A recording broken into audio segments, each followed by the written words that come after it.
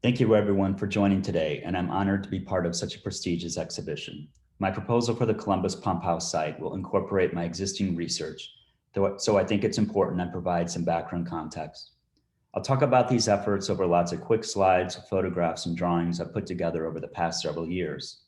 This first image I shot a few years back from a barge on the Mississippi River. I think it's particularly striking for several reasons. First, it literally shows the confluence of the Mississippi and Ohio rivers at Cairo, Illinois. Second, it shows an idea of merging, or maybe negotiation, or even conflict between the muddier Mississippi in the lower left and the clearer Ohio in the upper right. But maybe most interestingly, it represents ecological connections over large distances. This point is downriver from both of us, more specifically downriver from me in St. Louis, where I live in the upper Mississippi watershed, and downriver from Exhibit Columbus, where many of you live in the Ohio River watershed. And we all know water connects all of us, wherever any of you are. I want my contribution titled Tracing Our Mississippi to reflect this important connection that transcends vast ecological, cultural, and contested geographies. My decade-long design research project prioritizes water as a transformative agent for the design disciplines and at multiple scales, what I define as way beyond bigness, the need for a watershed architecture. Way beyond bigness asks us to understand how the engagement with water ultimately impacts and potentially prioritizes our design decisions. These global fundamentals must reinstate an understanding of the complicated built environments we and all other species share. These are ones we cannot continue to dominate with hardline and static interventions, but rather ones we should begin to design with adaptive and dynamic negotiations. To do so, designers must become better aware of design's trans-scalar relationships in both space and time. To truly comprehend the enormous scale of transboundary challenges across the Mississippi watershed, particularly in regards to debating the impacts these have had on communities, ecologies, and industries, I have developed a Mississippi River Basin Atlas, and this atlas will be reimagined for this installation. I draw the atlas at multiple scales: world, continent, territory, region, and zone, supported by diagrams about the Mississippi's management structures and other important data, including water volume, topography, territories, and tributaries. As a set, the atlas bluntly focuses on the monumental methods of controlling the watershed and how the methods layer on other sets of carefully curated information. To do such, the mappings are intentionally objective and fact-driven.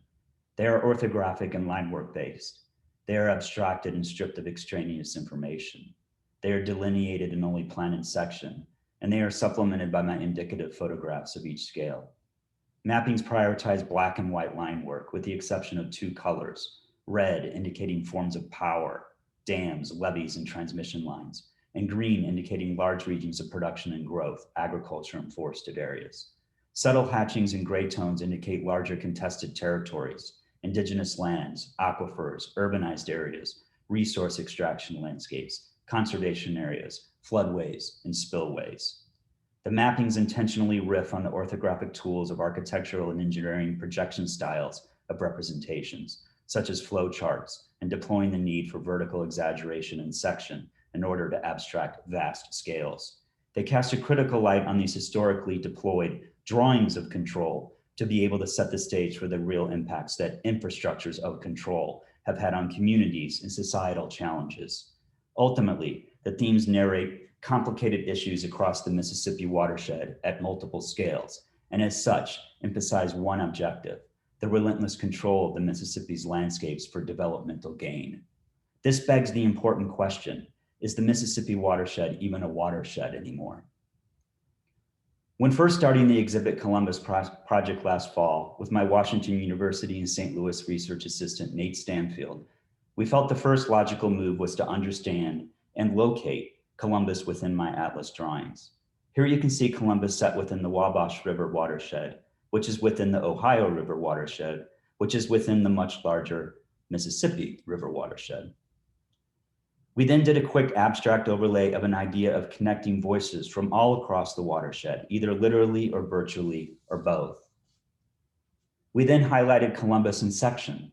This drawing exaggerated vertically, of course. Here you can see Columbus set within the cascading condition of locks and dams that march up and down the Ohio River. and then the same overlay of collecting voices and ideas from all across the Mississippi watershed. When you zoom in, you can begin to see Columbus set within a complex, human-altered watershed. So what does it mean to create an installation that empowers participants and at the pump house to engage the entire watershed with conditions that transcend geographical, ecological, and cultural space and time? I've always wanted to make a three-dimensional installation of this body of work and take it to the next level, meaning to literally and physically engage with people at their scale of interaction. And I believe Exhibit Columbus and the fascinating site of the pump house adjacent to the river is the perfect spot to do so. My proposal is two-part, one part installation, second part public program. For the first part, I propose an interactive installation at the pump house site. After meetings with the Exhibit Columbus team, the pump house site owner, and others, as well as learning about the great things that are planned for the ecological restoration of the river with the removal of the nearby dam with ideas of safely connecting to the public to the river.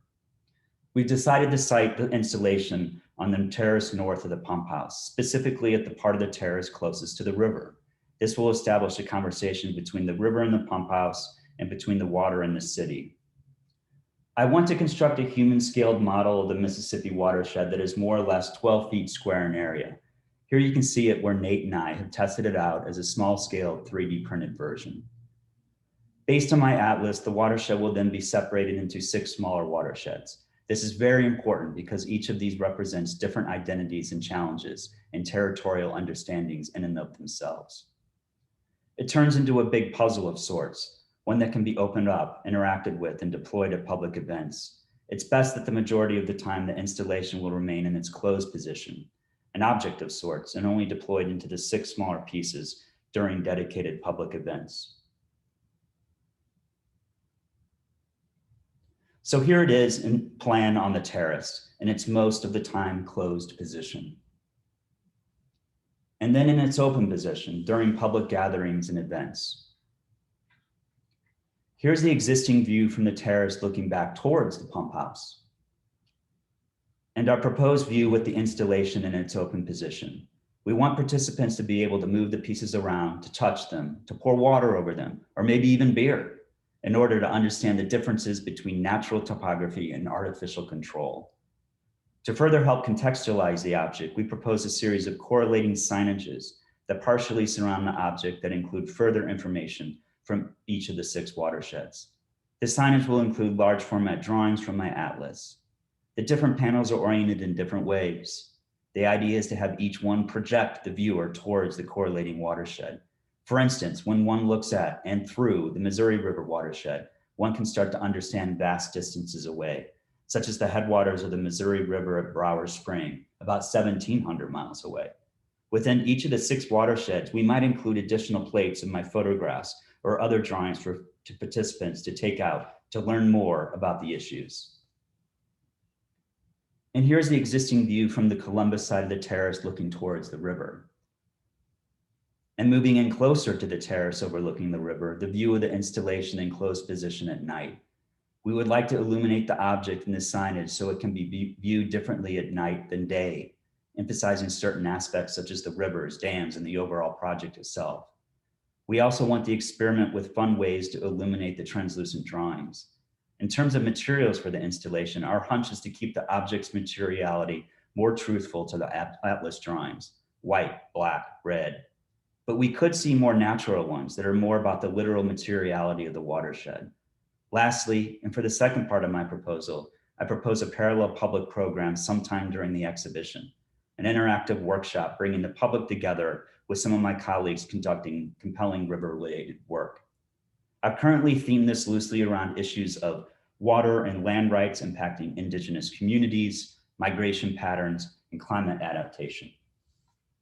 Returning back to an idea of tracing the Mississippi's rivers and streams, I currently have 2 exciting participants, one from close to the headwaters of the Mississippi and one from close to the mouth of the Mississippi, the artists Angie Tilges from Minnesota and Monique Verdin from Louisiana. Both are doing amazing work with local indigenous communities, and their efforts engage many other issues related to the river. More conceptually, Angie, Monique, and I propose a workshop built around the themes of tracing the rivers and establishing new trade routes along the Mississippi River, its tributaries and watersheds. What would it mean for Angie to trace her path down the Mississippi? And for Monique to trace hers up the Mississippi, joining at the confluence of the Mississippi and Ohio?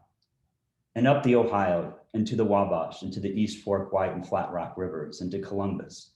Collectively, what would it mean to trace all of our rivers, empowering all of us to reconnect across vast distances in new and compelling ways? Thank you.